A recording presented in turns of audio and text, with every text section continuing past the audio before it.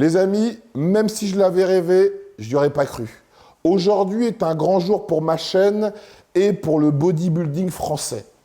Je suis avec un athlète, l'un des meilleurs athlètes français, même si il n'aime pas quand je le qualifie de la sorte. Sa première compète a été en 1992, donc il est bien évident que les personnes qui ont moins de 20 ans ne peuvent pas le connaître.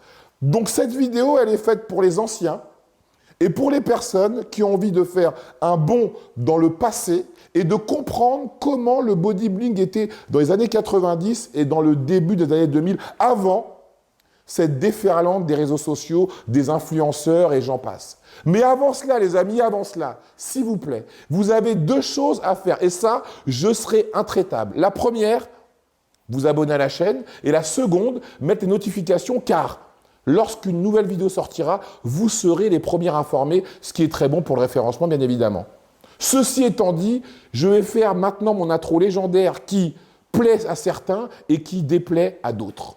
Si, comme moi, les amis, lorsque vous vous réveillez le matin, vous avez la chance d'être en vie, déjà, c'est pas mal, et d'être de bonne humeur de surcroît, et que vous avez le bien le plus précieux qui existe, je ne parle pas de l'amour, je ne parle pas de l'argent, je parle bien évidemment de la santé, et que de surcroît les personnes que vous aimez, et n'oublions pas celles que vous n'aimez pas, car c'est grâce à ces personnes-là qu'on a envie d'être plus fort chaque jour, sont aussi en bonne santé, on peut le dire officiellement. Aujourd'hui est un nouveau jour. Today is a new day. Et aujourd'hui, c'est un putain de day, les amis, car j'ai la chance d'avoir monsieur Thierry Taché à mes côtés. Thierry,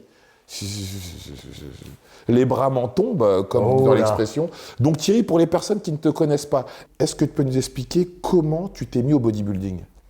Alors, comment je me suis mis au bodybuilding? D'abord, j'ai commencé par le karaté à l'âge de 8 ans, par les arts martiaux. Et en fait, j'ai voulu faire un renforcement musculaire. Et je me suis un peu prêté au jeu parce que je faisais 77 kilos à l'époque, donc j'étais très très sec.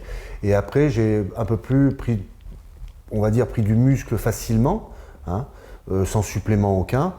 Et après, voilà, donc après, je suis venu sur Paris pour les études. J'ai fait une école d'art et publicité. Et après, je suis tombé dans des salles où, comme les Gymnast Club ou comme le VDR Austerlitz à l'époque, la mythique salle sur Paris, et on m'a dit tiens, tu devrais penser à faire des compétitions, faire ta première compétition, voilà, à te préparer. Voilà, je suis arrivé de 77 kg à 88 kg natif, enfin avec tous les suppléments qu'il y avait à l'époque, les protéines, les mass gainers, les acides aminés, enfin tout ça. Et après ma première compétition, voilà, j'ai fait le Grand Prix de Paris, champion de Paris en 92. Voilà. Mais juste avant ça, au préalable, j'avais fait une démonstration à Langogne.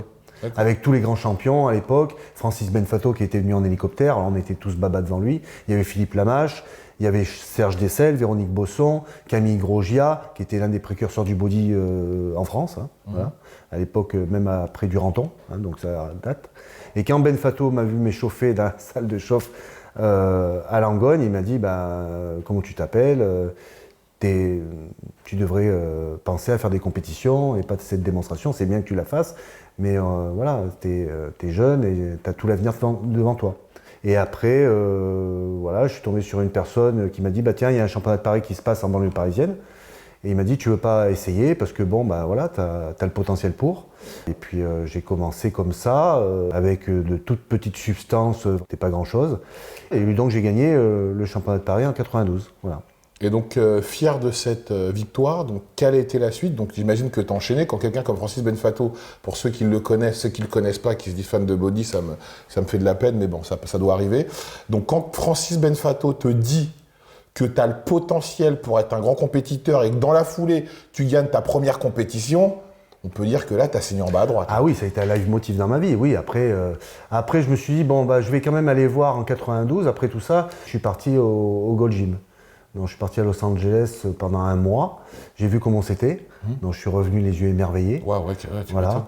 Quels étaient les athlètes qui brillaient déjà à cette époque aux États-Unis au Gold Gym? Alors, moi, celui que j'ai vu, que j'ai côtoyé, Aaron Baker. Ouais. Voilà. À l'époque, il y avait Evander Holyfield qui s'entraînait à la salle. D'accord, oui, totalement. Evander Holyfield. Il y avait les frères Paul. Oui, les Barbarians. Les Barbarians. J'ai fait de la presse avec eux. Les Barbarians. Ils m'ont tué à l'époque. Et voilà. Il y avait qui d'autre? Mike Horn peut-être qui était déjà là? Oh non, il était tout jeune. Je l'avais croisé dans une laverie. Il était pas comme ça. Hein. Il était tout jeune. Hein. Qui c'est qu'il y avait d'autres que j'ai rencontrés? Enfin voilà, c'était les principaux champions que j'ai côtoyés. Il y avait Mac Christian que j'avais vu une fois. Et donc voilà, je suis revenu en France les yeux émerveillés. Et puis je me suis dit, ouais, c'est ça que je veux faire, quoi. Et donc alors, qu'est-ce que tu as entrepris là? Tu t'es mis... J'ai fait mes premières compétitions à la WABA. Voilà. Et à la WABA, j'ai enchaîné sur champion de France toute catégorie, champion d'Europe toute catégorie à Covilla, au Portugal. J'ai été 2e à monde. Et après ça, je suis revenu à l'IFBB. Donc étant vice-champion du monde et avoir gagné ces compétitions à la WABA, ils m'ont dit, va falloir, mon petit Thierry, faut que tu fasses les quarts de finale et les demi-finales pour accéder à la finale. Ce qui était logique par rapport aux autres athlètes, j'allais pas venir en terrain conquis en disant, bon, ben, attention, je suis vice-champion du monde WABA. Non, je me suis mis au diapason de tout le monde. Hein, je me suis dit, voilà, on va faire les quarts de finale, la demi-finale. J'ai fait la finale et j'ai revu M. Francis Benfato à Cannes, dans mes quarts de finale, à l'IFBB, où j'ai gagné. Et il m'a dit, mais je me rappelle de toi, Langone. T'as gagné face à lui?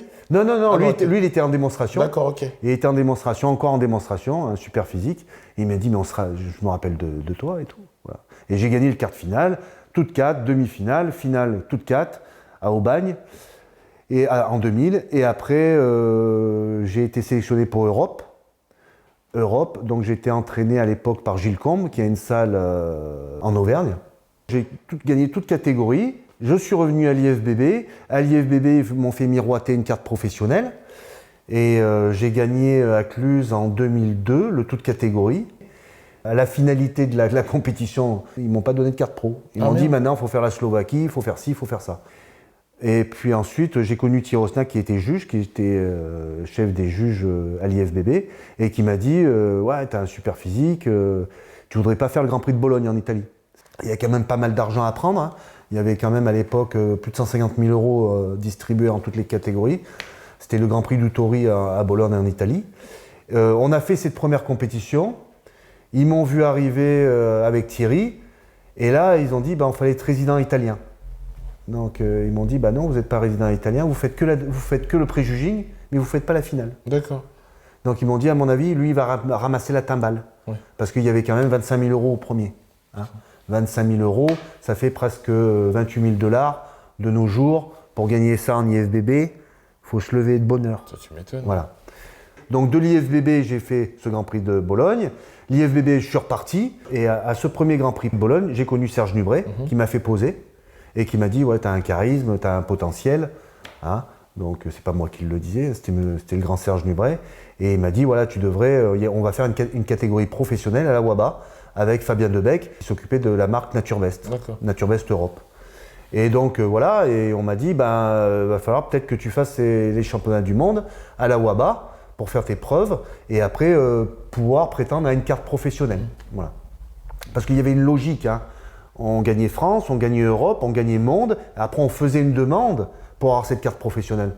On ne vous délivrait pas la carte pro parce que c'est honorifique, c'est pas pour rehausser son ego, c'était parce qu'on avait le potentiel, on avait le physique, on pensait que vous pouviez faire ça.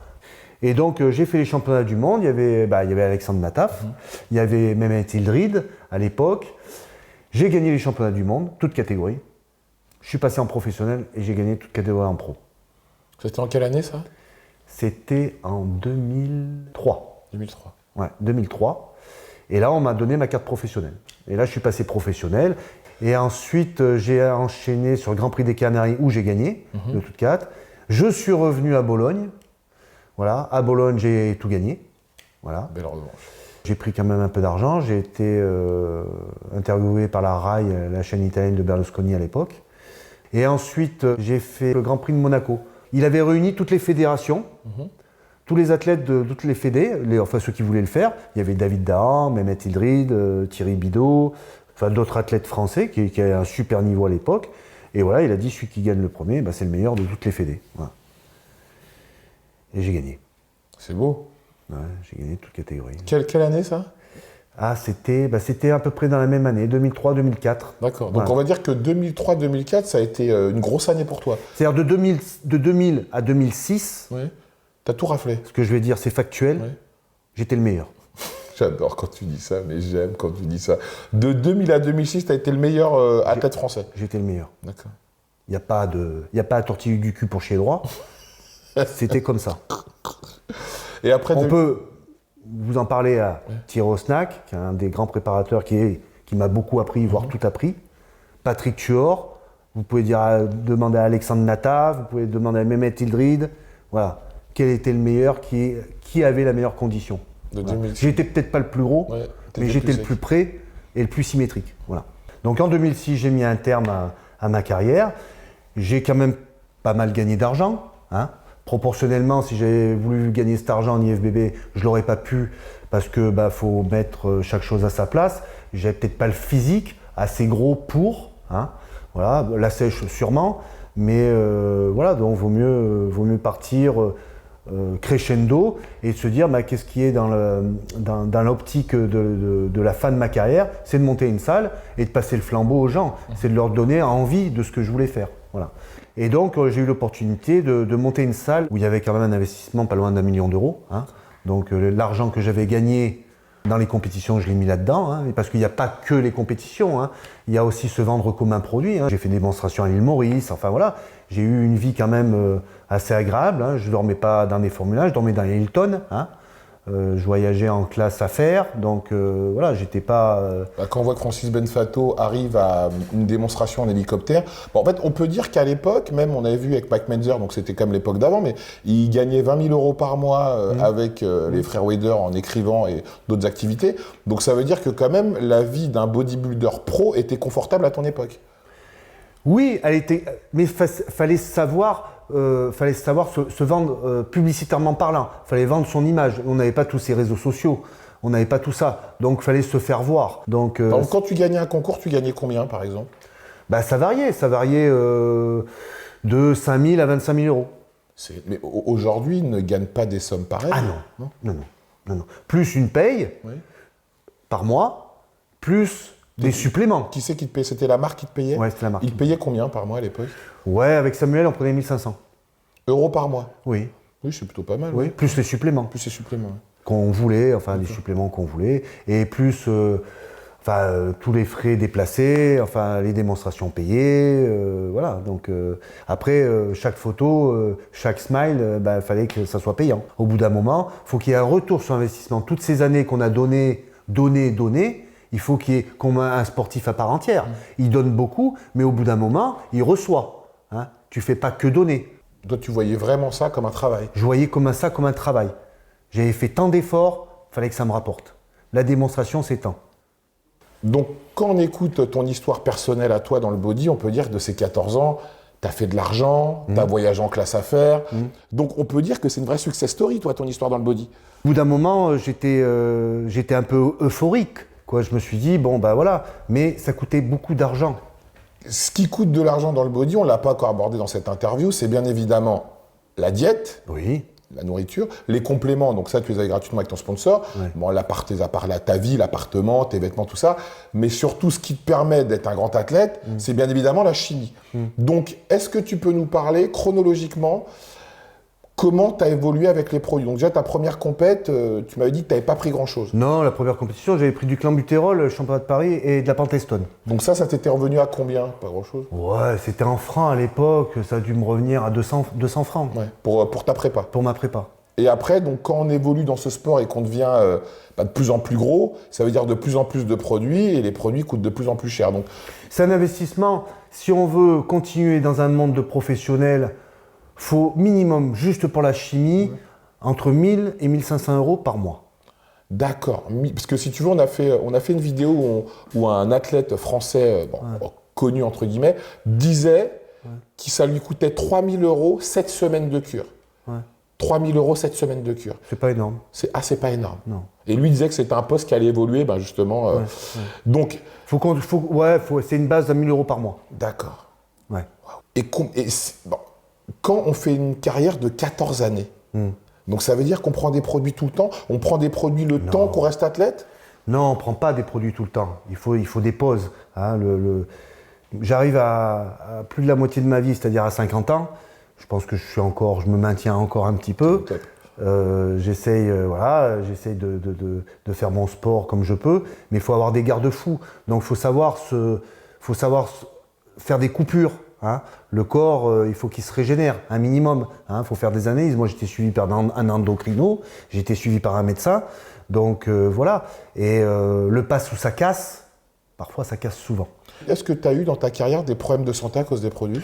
Oui, tout à mes débuts, parce qu'on entend beaucoup les sirènes de tout le monde. Tu dois prendre ça, tu dois faire ci, tu dois faire ça. Oui, j'ai fait un œdème pulmonaire. Oui. D'accord. Et ça a été grave? C'était dû à des diurétiques, du Lasix injectable, que je buvais pas.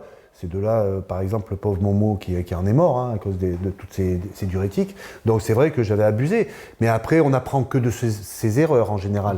Donc on essaye de dire, bon, ben voilà, j'ai fait une connerie, je stoppe. Je pense que faut quand même avoir comment dire, faut avoir quand même se dire, la santé n'est pas éternelle. C'est un sport qui est très bien, où on peut avoir l'aspect d'un sportif et d'un athlète pour longtemps, par rapport à un cycliste ou un footeur, on ne voit pas forcément qu'il a fait du sport. Mais nous, c'est corporellement parlant, on le voit pour longtemps. On dit, tiens, le mec, il a encore 50 ans, il a encore bien fait. Voilà. Donc ce qu'il faut, c'est garder ce potentiel de santé. C'est essayer de vivre mieux plus longtemps. Briller, c'est bien. Durer, c'est mieux. Et qui c'est qui te donnait les informations pour te chaperonner lors de ces cures? On appelle ça des cycles, des cures. Donc, est-ce que c'était les personnes qui te coachaient ou toi, tu prenais tes informations à droite à gauche et tu tirais une expérience de ça? Alors, on peut prendre n'importe quel coach, on peut prendre n'importe quelle personne. On va poser la même question à 10 personnes. Si ces 10 personnes vont répondre correctement à la même chose, c'est qu'on est dans le bon. S'il y en a une ou deux qui vous répondent différemment, ou 3, c'est à nous à chercher sur les livres. C'est à nous documenter. C'est ce que je faisais. Voilà. Le petit livre vert. Le petit livre vert des années 96. Je l'ai aussi. Stéroïdes anabolisants. Donc voilà. Mais à côté de ça, je faisais mes analyses de sang. Je faisais quand même attention.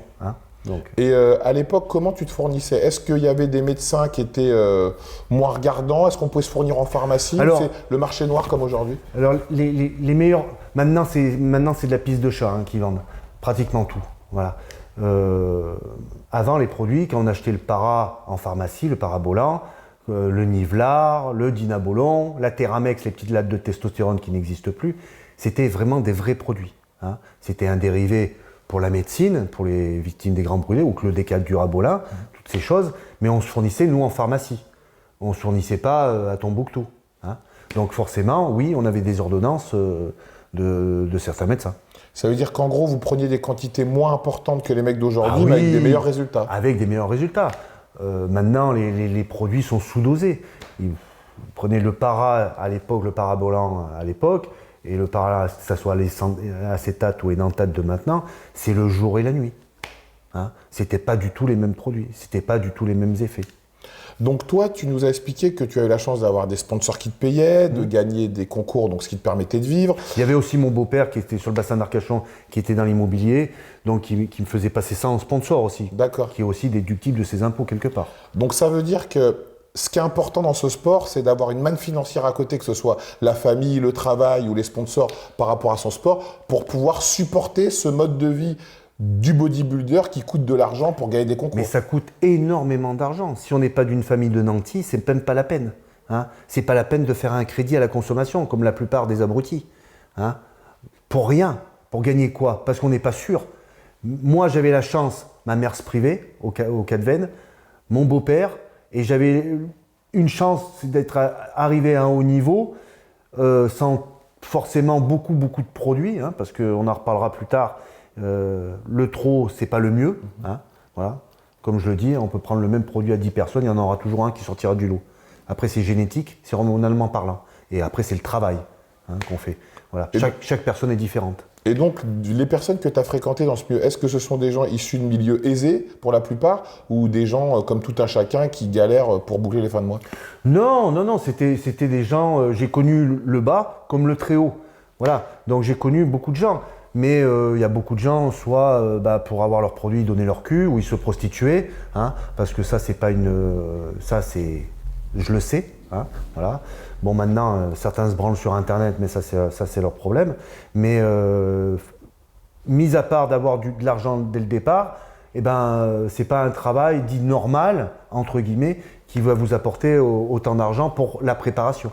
Quel serait selon toi, à vol d'oiseau à peu près, quel serait le pourcentage des athlètes, des gens que tu as pu connaître factuellement, qui ont dû vendre leur charme ou avoir des manières douteuses pour financer la pratique du bodybuilding dans 70% des athlètes, ils font des choses pas très catholiques, entre guillemets.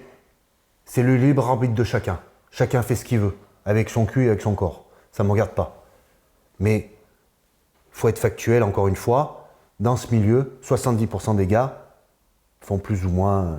Moi, j'ai fait des photos un peu érotiques avec les productions du Renard. Voilà, c'était des gars qui avaient fait sur M6. On a fait des photos, on a fait un calendrier avec beaucoup d'athlètes. Il y avait Patrice Thomas, il y avait David Ramos, ouais. Mais il n'y avait rien une grosse connotation. C'était pour la jante gay aux États-Unis, où on a fait des petits films, voilà, où on nous voit un peu nus, mais il n'y avait pas d'éjaculation ou de pénétration, enfin toutes ces choses-là. Hein.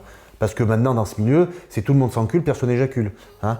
Donc ils se retrouvent tous au Cap d'Agde parce qu'ils sont tous, ça leur vient tous au cerveau. Ils n'arrivent pas à gérer les produits, hein, ils bandent ou ils bandent pas, et ils ont tous des soucis au niveau du cul. Voilà. Mais pour en revenir à ces gens-là, on sait que la jante gay aime les hommes musclés, donc forcément, et en général, beaucoup ont de l'argent. Et voilà, j'en ai eu l'expérience quand je suis passé professionnel. Le grand Serge Nubré m'avait dit, bon, tu peux aller à Miami et il y a quelqu'un qui tient une chaîne aux États-Unis. Si tu es bien avec lui, tu pourras résider, tu pourras avoir de l'argent. Voilà. Donc ça veut Mais dire moi, devenir la culotte à la main, c'est pas mon truc. Ou devenir en arrière. Donc c'est pas mon truc. Je préfère être moi, mais par mon travail. Hein, parce que on n'a rien sans rien dans la vie. Ça, on ne vous le donne pas. Il faut aller le chercher. Hein, faut le vouloir. Hein, voilà. Les choses faciles, c'est éphémère, ça dure qu'un temps. Et après, ça vous revient dessus. Donc, vaut mieux cravacher, s'acharner, sortir les doigts du cul et aller bosser. Et c'est dans tous les domaines pareil, hein. Mais dans ce sport, effectivement, c'est comme ça que ça se passe. C'est beaucoup plus long, la réussite, mais au moins, on a cette satisfaction de nous, de dire « j'ai été droit ». Donc, quand tu nous expliques tout ça, ça met le pendant négatif de tout ce que tu as pu nous dire au début, les compétitions, les voyages. Donc là, c'est vraiment la réalité de ce milieu.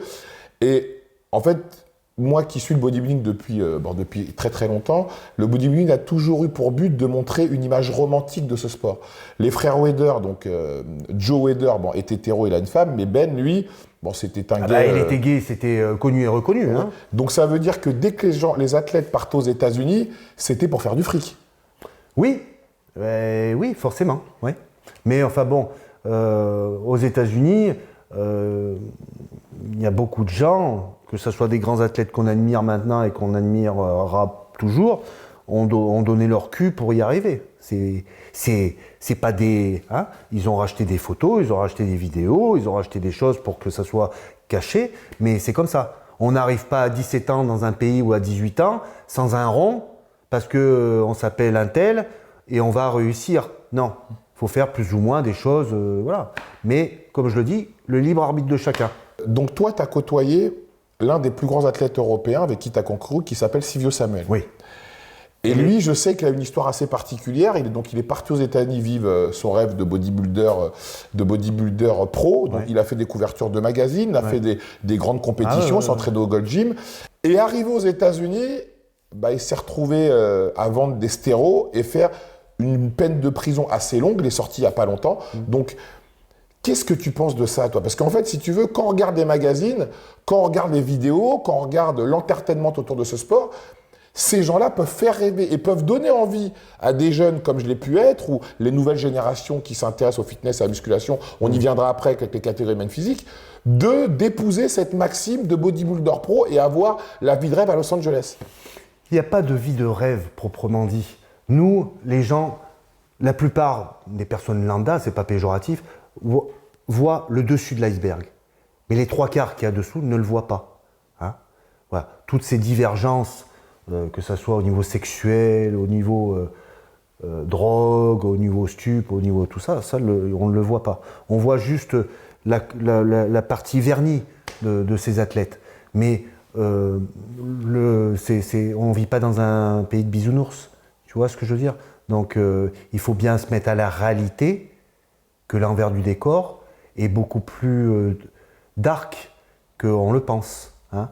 Alors, certes, Los Angeles, bon, c'est la mecque du bodybuilding, mais à côté de ça, il y a Porn Valley qui génère quand même 3 fois plus d'argent que Hollywood. La cam, c'est parti. Maintenant, c'est le cul. C'est comme je l'ai dit tout à l'heure, tout le monde s'encule, personne n'éjacule. Donc c'est ça, la réalité. C'est on se mélange. Hein. Moi, j'ai été faire un casting en Hollande, je me souviens. On m'a demandé d'arriver encore la culotte à la main. Voilà. Mais après, c'est comme ça. Quelqu'un qui a une grande chaîne en Turquie, donc c'était pas mon truc. Voilà. Donc même un grand culturiste à son époque, Greg Titus, organisait des partouches géantes avec drogue à gogo après les grandes compétitions. Voilà, tout à fait. Et toi, tu y as participé? J'ai été invité. Ah. On m'a dit, tiens, viens à New York, il y a des trucs avec quelques stars du fitness et quelques stars du body, parce que bon, t'as une bonne gueule. Et voilà, ouais, c'est vrai que on en arrive là. Mais à l'époque de la WBF, il y avait beaucoup d'athlètes qui se sont laissés aller dû aux excès de drogue. Hein. Mike Christian, c'était l'un des plus grands cocaïnomanes du body. Il y a eu Jim Quinn, Mike Quinn. Il y a eu beaucoup de gens qui sont partis dans cette dérive de drogue. C'était une vie dissolue un peu. Hein. Donc toi, tu nous as expliqué que ce qui a fait que tu n'es pas parti à l'IFBB, c'est par rapport à ton poids. Donc Alors c'est par rapport à mon poids, parce que, enfin c'est pas tellement par rapport à mon poids, parce que quand j'ai gagné deuxième à Bologne, je faisais 98 kg avec 2,5-3% de graisse, donc il était quand même relativement bas. J'ai connu Frankie Libran, qui était un Allemand qui s'entraînait avec les frères Paul, il était à 1,5. Hein, donc ça descend, comme Menzer, Andras Menzer. Voilà. Donc ouais, je suis pas parti à l'IFBB, c'était pas parce que j'étais moins lourd, hein, ou j'étais pas gros, c'était que j'avais pas le volume nécessaire, mais j'ai battu des gens qui faisaient, comme Mauro Sarni, qui faisait 15 kilos de plus que moi, ou 20 kilos de plus que moi. Il t'aurait manqué combien de kilos selon toi pour l'IFBB? J'étais à 98 kg quand j'ai gagné Bologne au plus haut de ma forme. Je pense que je fais 1m77-78, enfin j'ai dû me tasser avec le temps. Mais je pense qu'avec, pas tout à fait 10 kg de plus, à 105, 106 sec, je pense que j'aurais pu me maintenir, voilà. Hein. Et qu'est-ce qui a fait que tu n'as pas atteint ce poids? J'imagine, il fallait prendre beaucoup plus de produits? Je pense que au niveau de l'hormone de croissance, j'ai quand même pris pas mal. C'est au niveau des anabos, j'étais très très bas. D'accord. Parce que j'ai fait voir ma cure un jour à un préparateur. L'un des plus gros préparateurs en Europe. Préparateurs. Et je lui ai fait voir, j'étais juge pour une compétition WABA en Angleterre. Et je lui ai fait voir ma préparation. Il regarde ma préparation, il me dit, c'est pas à toi ça. C'était trop? C'était trop? Non, c'était pas assez. Il m'a dit ça, c'est à part l'hormone de croissance qui est bien, tout le reste, c'est le dosage que prend une femme au championnat du monde de body. Alors je suis resté un peu sur. Ouais, et quand il te dit ça, je suis resté un peu sur le cul. Je lui dis mais t'es sûr? Ah, il me dit oui. Là, ce que tu prends dans la semaine, il faudrait pratiquement le prendre sur 3 jours. Et tu prenais quoi la semaine à peu près? Ouais, enfin ça tournait. Je suis pas monté énormément en testostérone. Hein. Donc c'était une testostérone très androgénique au départ. Enfin bon, c'était très lente. Après ça a été une propionate. Après ça a été le Susta, enfin la posologie dite normale. Mais voilà, il y a eu 3-4 paras par semaine. Il y avait 200 mg de Winstrol par semaine. Hein, je parle, hein, pas par jour. Hein, moi j'ai connu des athlètes qui marchaient à 200 mg de para par jour toute l'année. Toute l'année? Ouais, toute l'année. Donc il disait, Thierry, quand tu commences à pisser rouge, il faut y arrêter. Ah ouais. C'est que tu as du sang dans l'urine, il faut y arrêter. C'est là que tu commences à te dire, voilà. Ah ouais. Mais jusqu'à ce moment-là, tu peux y aller. Hein. Putain, les mecs. Donc moi, c'était des gars comme ça, ça passe ou ça casse. Hein. Ah, c'était les mecs comme ça, à ton époque, c'était ça? Ah, c'était des gars comme ça. Putain. C'était, voilà. Bah, quand tu vois la mort d'Andras Munzer ou de Momo Benazida, c'est... Et ouais. C'est cette époque-là. C'était cette époque-là, ouais. Ça passe ou ça casse. Ouais. Donc je me suis dit, ah bon, enfin voilà. Et donc pour en revenir à ce préparateur, il m'a dit, ben non, c'était vraiment une cure, voilà. À part l'hormone de croissance, où vraiment j'ai tourné entre 16 et 24 unités sur 3 semaines à la fin. Ah ouais, là, c'est faut avoir de l'eau. Et j'étais en général, entre 8 unités et 10 unités par jour. Donc, Je fais un corollaire à ce que tu as dit tout à l'heure. Oui, c'est minimum 1500 € par mois de produits, minimum pour faire de toi un athlète correct. Après, les produits, bon, on les a plus ou moins chers ou pas chers. Après, c'est la loi du marché. Oui, c'est vrai que ça revient très très cher. Et à un moment, quand on entend des gens se dire des choses aussi aberrantes, est-ce qu'on se dit, c'est la loi du milieu, donc j'acquiesce et j'y vais, ou bien on se dit, attends, moi mon but c'est pas de mourir à 35 ans. Ou quand tu vois que des mecs comme Andras Munzer meurent prématurément, ou même Nazidak, oui, il avait déjà un ulcère au foie. D'accord. Ouais. Donc qu'est-ce qu'on se dit dans ce milieu-là quand on voit des mecs comme ça, des grands noms comme ça, partir de manière aussi tragique et aussi douloureuse? Après, comme je le dis, c'est le libre arbitre de chacun. Est-ce qu'il faut vivre 10 ans comme un lion ou 40 ans comme un âne? Aux États-Unis, ils n'ont pas cette philosophie européenne. C'est ça passe ou ça casse. D'accord. En France, on a eu des gars comme ça, ils sont partis aux États-Unis, ils se sont brûlés les ailes. Donc automatiquement, voilà. Mais comme je le dis, briller c'est bien, durer c'est encore mieux. Hein. Donc, je sais pas. Chacun voit midi à sa porte. Je pense que dans ce sport, il faut avoir une vie cadrée. C'est d'avoir une vie de famille, être entouré, un travail, parce que il faut un travail pour manger. Le body, c'est à côté. Quand ça devient un vrai job, comme moi je l'ai eu pendant quelques années, oui, on le met. Mais le cercle familial, une femme, comme tout grand sportif, on fait rencontrer des sportifs avec des femmes pour qu'ils aient une vie cadrée, qu'ils soient mariés, femmes, enfants, normal. Hein. Mais dans ce milieu, ils n'ont pas ça. Si on n'a pas un socle fort, on ne peut pas construire la maison. Hein. Les murs, au bout d'un moment, ça se casse la gueule. Donc ce qu'il faut, c'est que la base soit saine. Est-ce que toi, tu as une base saine au niveau affectif, une femme, des enfants, ou est-ce que le body t'a happé et tu n'avais pas forcément le temps pour ça, ou quand tu avais une femme, bah, ça prend tellement de temps, si elle n'est pas dans le délire, elle ne comprend pas et ça... Comment dire? J'ai été un carriériste. J'ai pensé à moi, j'ai été égoïste. Parce que je voulais arriver absolument à ma finalité, être champion du monde. Et forcément... Je ne dis pas que, voilà, après, chacun fait comme il veut, mais je ne voulais pas, entre guillemets, je vais me faire saquer par les femmes, m'embêter avec une femme. Oui, tu vois ce que je veux dire? Donc, je n'avais pas l'amener dans tout ce remue-ménage, dans mes diètes, dans mes sautes d'humeur, parce qu'il y a des sautes d'humeur. Donc, je ne voulais pas, voilà. Donc, je suis passé à côté de beaucoup de choses, à part l'amour de ma mère et l'amour de ma grand-mère, l'amour de ma famille. Mais je suis passé à côté de ma vie affective. J'ai eu une fille, où j'en suis très contente, qui vit avec sa mère en Normandie.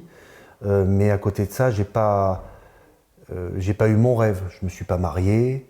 J'ai eu une maison, oui, effectivement. Mais j'ai fait d'abord passer mon sport avant.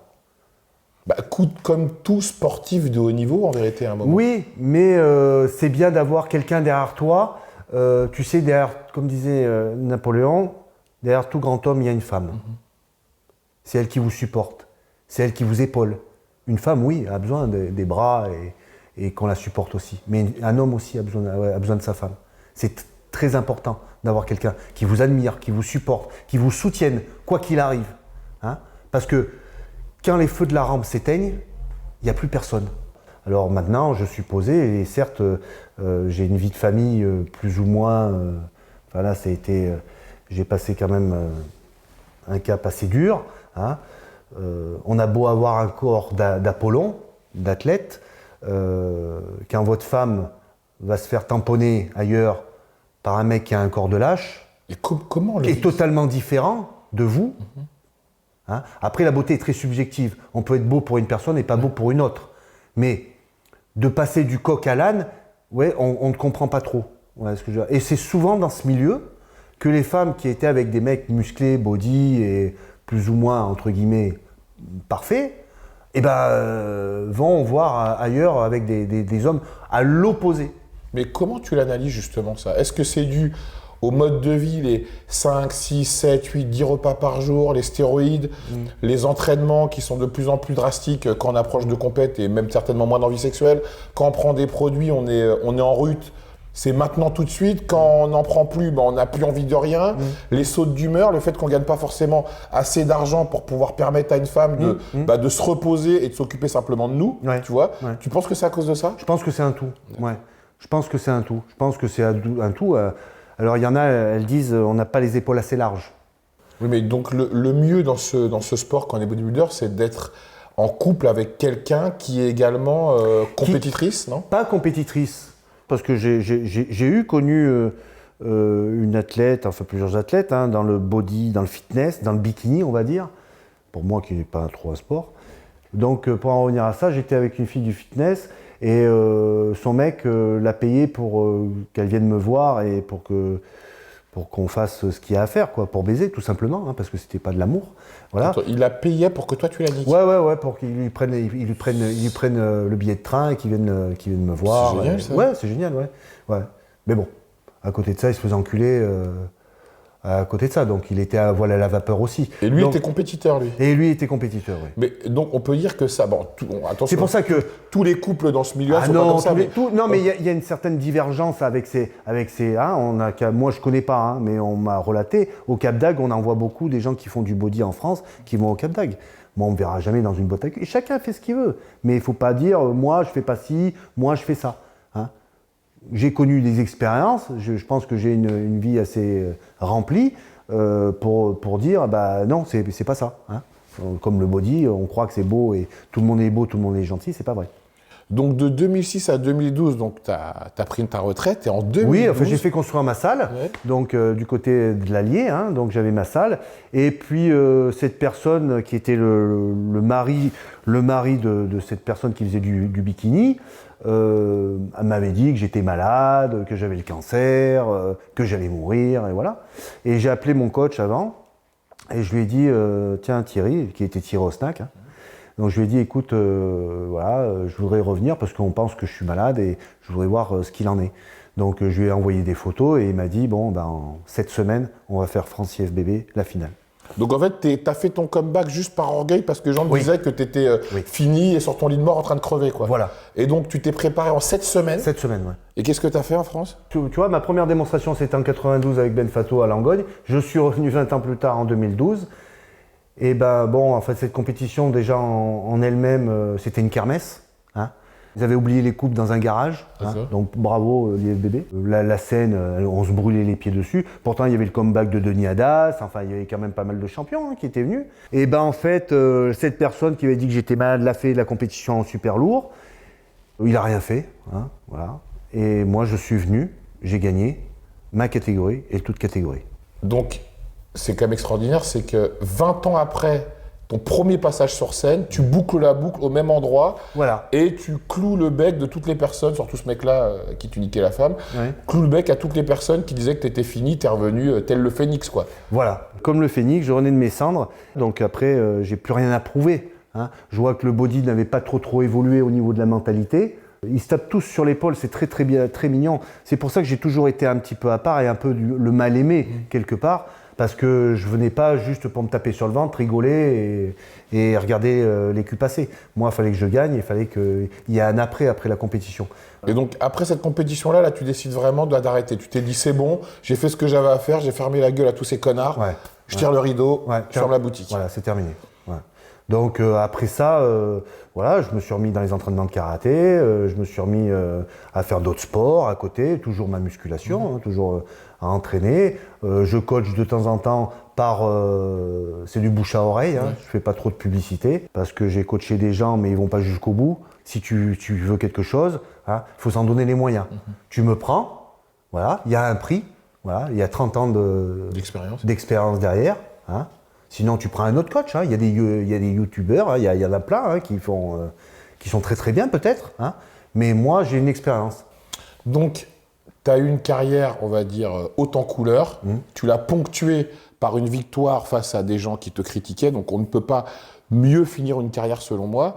Aujourd'hui, comment tu vois le monde du bodybuilding français actuel, avec ces nouvelles catégories, mondiales d'ailleurs, bikini et men physique, comme m'expliquait Alexandre Nataf, la dernière compétition qu'il a fait, il y avait pratiquement que des men physiques et des bikinis, et il y avait pratiquement plus d'open. Et dans toutes les compétitions d'ailleurs, on voit que des men physiques et des bikinis. Est-ce que pour toi, les men physiques, ils peuvent se considérer comme des athlètes ou pas? Et les bikinis aussi, d'ailleurs.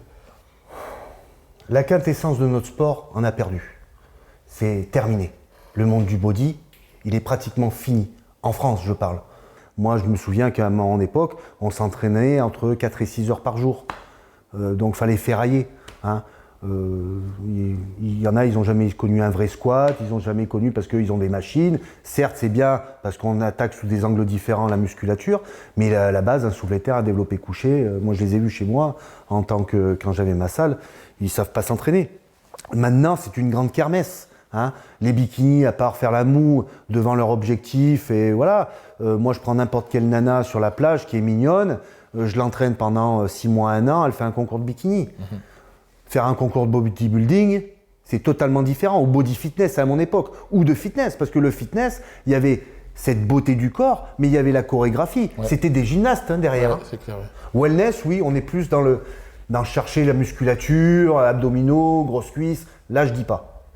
Mais non, bikini. Et les men's comment? Men's physique. Les men's physiques, non, les gars en short, non, non. Moi, je connais, il y a des mecs qui sont Chippendales qui sont mieux foutus. Hein. Ça, c'est sûr. Hein et surtout, que tu te mettes dans cette catégorie, c'est très bien. Mais il y a des gars du body qui n'ont pas réussi dans le body, qui se sont mis dans des catégories comme ça.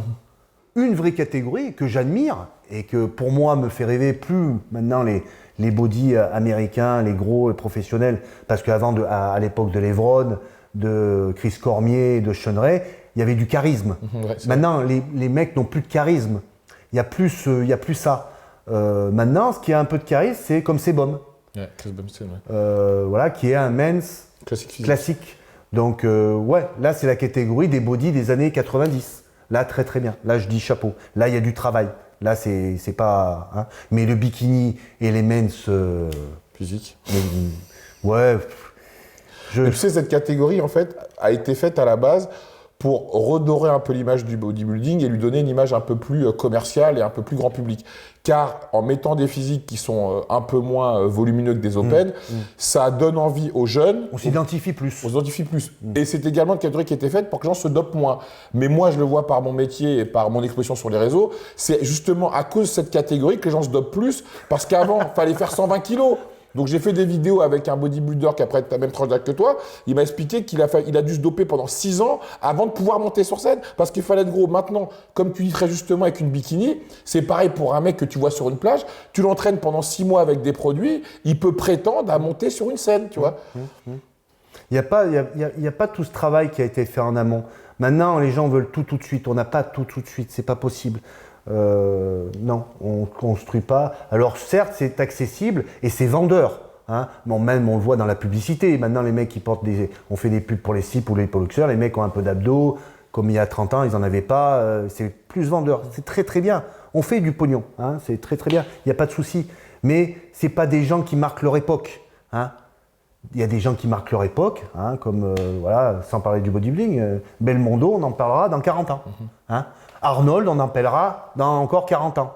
Des gens comme ça, ils gagneront de l'argent, mais ils ne seront pas marqués dans le livre. Hein. On ne verra pas leur nom. Alors certes, tout dépend de quel, on se place de quel côté de la barrière. Mais voilà, moi faut pas me parler de sportif. Hein. Faut pas me parler, ils s'entraînent un petit peu, très bien. Ils poussent des poids, hein, à l'envers des fois, mais ils les poussent. Voilà. Alors, je vais revenir à ce que tu nous as dit sur ton parcours d'athlète, c'est que toi, tu as été le meilleur athlète entre 2000 et 2006, mais pour avoir une carte pro IFBB, ça a été la croix et la bannière. Aujourd'hui, moi qui suis un peu influent sur les réseaux, je vois des mecs qui ont des cartes pro toutes les semaines. Toutes les semaines, il y a des compétitions à Alicante, il y a Arnold Classic amateur, il y en a partout. Olympia amateur, il y en a partout. Il y a IFBB, il y a Elite, il y a des pros partout. Et les mecs, aujourd'hui, quand ils gagnent une carte pro, en fait, c'est comme s'ils gagnaient Olympia, pour certains, je dirais même. Et j'ai l'impression que le plus important, c'est de participer. Tandis que toi, à ton époque, tu allais pour la guerre. Selon toi, comment ça se fait qu'à ton époque, le mec qui était le meilleur pendant 6 ans en France, donc ça veut dire l'un des meilleurs Europe, poids et taille similaire, a galéré pour avoir une putain de carte pro, alors qu'aujourd'hui, des mecs qui mettent un short arrivent à avoir une carte pro en claquant des doigts? Alors, en claquant des doigts, bon, je m'entends bien, il y a quand même un peu de travail, mais bon, tu m'as compris. À l'époque, quand on allait à la guerre, quand on avait possibilité d'avoir notre carte pro, c'est qu'on avait fait nos France, Europe et monde. Et on galérait pour avoir cette carte pro. Mais quand on allait dans un Grand Prix, On faisait pas de la figuration comme tous ces tocards. Parce que ils y vont, ils ont leur carte professionnelle pour rehausser leur ego, pour la montrer devant tout le monde. Mais il n'y a rien, zéro derrière. Parce que quand ils vont en compétition, ils se prennent une volée. Et le pire dans tout ça, c'est ceux qui les amènent dans ces compétitions. C'est encore eux qui sont plus tocards que ceux qu'ils amènent. Les coachs? Les coachs. Alors faire du business, c'est très bien. Mais il faut avoir un retour après. Si on dégoûte un petit jeune, lui dire va à cette compétition à l'Arnaud classique, machin, patati. La preuve, c'est qu'il y a eu une expérience dans le Sud, ils sont tous revenus la queue entre les jambes. C'est pas ça. C'est que si j'ai entraîné une femme, elle a eu 5 enfants, plus de 40 ans. Elle m'a dit, est-ce que je peux? Je vais faire, on va tout faire. Tu montes dans mon train, il n'y a pas de souci, on va aller jusqu'au bout. Qu'est-ce qu'elle a fait? Elle a fait le Jimenco, le Grand Prix de Saint-Etienne, qui n'est pas un petit Grand Prix, et elle l'a gagné dans sa catégorie. Chapeau, 5 enfants, plus de 40 ans. Donc je me suis dit, c'est super, voilà. Mais au moins on dit, Taché, il a entraîné quelqu'un, il a gagné. C'est pas, voilà. Sauf que là, le gamin, il est dégoûté, et lui, il passe pour un tocard. Il passe pour un gars qui prend juste l'argent, qui les envoie au casse-pipe. Ouais, mais tu crois pas que, moi je vois par rapport au réseau, c'est que justement il y a des gens qui ont réussi à se construire une image alors qu'ils ont des athlètes qui n'ont pas forcément gagné des trucs comme toi tu as pu en gagner. Et je dirais que même les mecs quand ils font un top 5, c'est l'important c'est de participer et les gens quand même continuent à leur bouffer les couilles. Alors qu'en France, on a eu donc Ben Fato, on a eu Thierry Pastel, on a eu Serge Nubré, on a eu Momo Neda, on a Jean-Marc Clair, on t'a eu toi également. Ouais. Et pour moi aujourd'hui en France, le seul athlète qui peut se la raconter entre guillemets et le meilleur qu'on ait, c'est Lionel Béliquet. C'est Lionel Béliquet. C'est tout. Ah non, mais ça a été le seul qui a fait 10e Olympia. Oui, c'est le tout. Oui, c'est tout. Voilà. Il n'y a qu'un pro. Pour l'instant, il n'y en a qu'un. Ouais. C'est lui. Voilà. Moi, je ne le connais pas personnellement. Je l'ai croisé et je sais qu'il avait été un peu drivé par Serge Nubré. Voilà, il n'y a pas de souci. Là, c'est, comme je dis, c'est factuel. C'est Lionel Béliquet. Le reste, les autres là qui se pointent, qui font pro, enfin, il y a plusieurs trucs de pro maintenant. Enfin, ils dissocient tout le monde. Ouais, voilà, c'est ça. Il n'y a plus personne, c'est terminé. Donc Jamo m'avait expliqué que lui, il habite au Los Angeles, donc il s'entraîne au Gold Gym de temps en temps et il voit des grands athlètes, l'élite du bodybuilding mondial qui est là-bas. Et il m'expliquait que les mecs prennent plus de temps à se filmer, à se prendre en photo ou à signer des autographes ou prendre des photos avec des fans qu'à s'entraîner dur comme toi tu pouvais le faire à l'époque. Et les athlètes français, Lionel lui s'entraîne au Rem Gym dans une petite salle de quartier. Il ne s'entraîne pas au Fitness Park ou dans une grande chaîne. Donc il reste dans son coin et il fait du bodybuilding pour qualifier à l'ancienne. Et oui, mais et tandis que toute cette nouvelle génération qui sont des leaders sur les réseaux et font rêver les jeunes fans de culturisme et de fitness, ils passent leur temps à créer du contenu, ce qui est une bonne chose, à se prendre en photo, à se filmer à chaque fois qu'ils s'entraînent, à mettre tous leurs plats, à faire du cinéma. Et c'est pour cette raison que les résultats ne suivent pas forcément comme un Lionel Béliquet ou toi, ça pouvait être à ton époque. Moi, je me suis entraîné dans des salles spartiates. Il n'y avait pas toutes ces machines, il n'y avait pas tout ça. Mais on s'entraînait dur, pendant des heures et des heures. Maintenant, les jeunes ne savent pas s'entraîner. C'est comme un boxeur qui s'entraîne dans sa vieille salle. On n'a jamais vu de grands champions sortir de très très belles salles. Ouais. C'est dans des petites salles. Parce que comme souvent on dit, ce qui guette le sportif, c'est quand il a gagné, faire beaucoup de choses, qu'il s'entraîne dans des grandes salles et commence à s'embourgeoiser. Ça, c'est la mort de tout. Donc dans ta vieille salle, c'est pour ça qu'ils ont un peu copié la salle de Coleman. Maintenant, le Metroflex, il y en a 3-4, ou comme la salle hardcore à Birmingham de Dorian Yates. Ouais. Mais ils peuvent copier la salle, mais pousser les barres et être comme Dorian Yates ou comme Coleman, il y en avait que 2. Il n'y en a pas 36. Voilà. Alors, des athlètes comme ça, ils peuvent faire n'importe quelle salle, mais maintenant, certes, moi j'étais dans ma salle, je leur disais, vous posez le téléphone à l'entrée. Vous êtes là 1 heure. Posez-le le téléphone. Voilà. Soyez dans votre bulle. Voilà. C'est là qu'on devient un vrai athlète. C'est qu'on est dans sa bulle, après on en sort et après on peut parler. C'est comme les gens qui discutent, machin, ils se prennent en photo. Il y a un bar pour ça. Vous vous restaurez, mais vous venez à l'entraînement. Voilà. C'est comme à l'école, il y a la récré pour les gosses et il y a le travail. Faut pas tout mélanger. Et tous ces gars qui se prennent en photo ou les nanas qui pointent leur cul, ça fait pas des athlètes. Ça fait marcher des lobotomisés du cerveau qui sont toujours sur leur téléphone. Ça, c'est bien. Mais tout dépend de ce qu'on veut dans la vie. Et pour terminer, on va parler du coaching. Donc toi, tu as eu la chance de te faire coacher par des grands noms du bodybuilding français, des gens qui ne sont pas connus, sont connus simplement par les initiés ou par des gens qui sont vraiment du milieu, malheureusement. Et aujourd'hui, le marché du coaching a explosé. Les athlètes qui ne sont pas diplômés deviennent coach. À partir du moment où on fait une compète, on devient coach irrémédiablement. Et tout le monde a la même communication. Il me reste 10 places pour ce mois-ci. Là, il me reste 3 places. Donc tout le monde a le même cahier des charges pour pouvoir vendre ses services. Est-ce que tu penses qu'actuellement, il y a des bons coachs, en tout cas sur les réseaux en France? Alors, je ne suis peut-être pas assez au point sur les réseaux. Je sais qu'il y a quelques coachs en France qui sont bons. Voilà. Comme je dis souvent, voilà, j'ai la reconnaissance du ventre de mes pères et qui m'ont appris.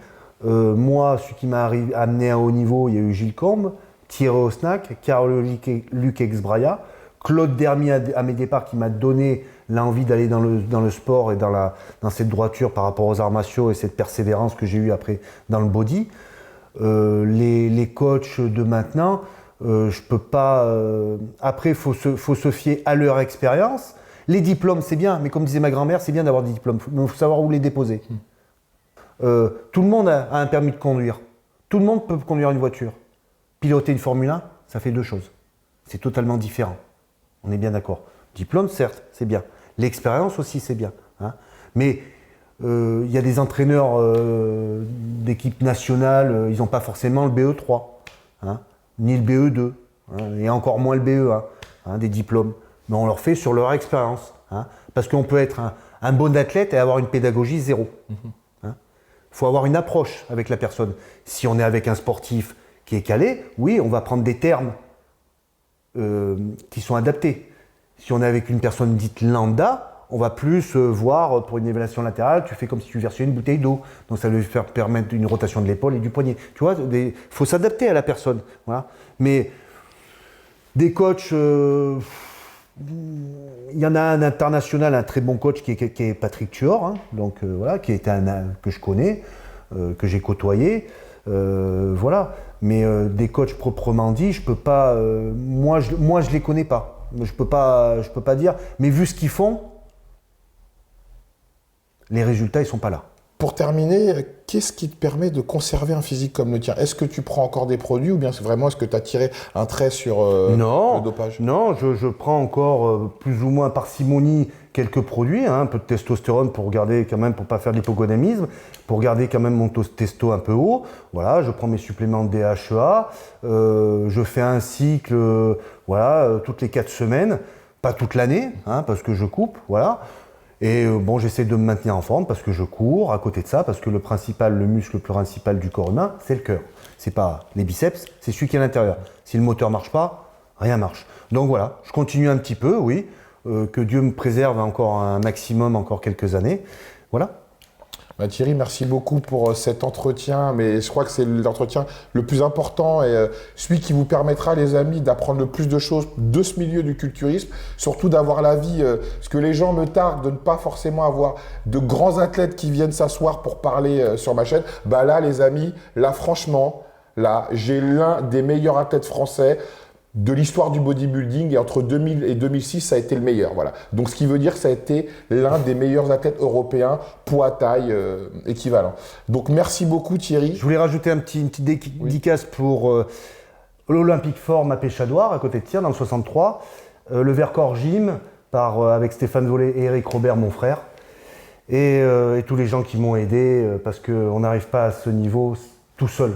On nous aide et il faut remercier les gens qui nous ont aidés, même que les routes se séparent. Merci beaucoup Thierry, je pense que c'est le mot de la fin, j'ai rien d'autre à ajouter. Mais la jalousie, ça se méritera toujours les poutos. Merci. La jalousie, ça se méritera toujours les poutos, c'est la base.